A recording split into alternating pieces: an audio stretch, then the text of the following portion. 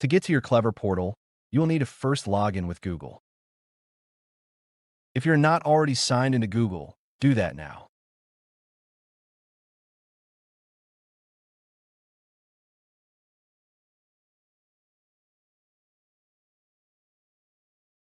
Now that we're logged in, we can see the full portal for this student.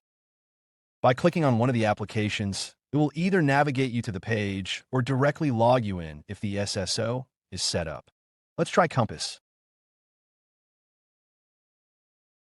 Notice that it has logged in the student in a new tab at the top of the window. Once the student is finished, they can log out and close that tab.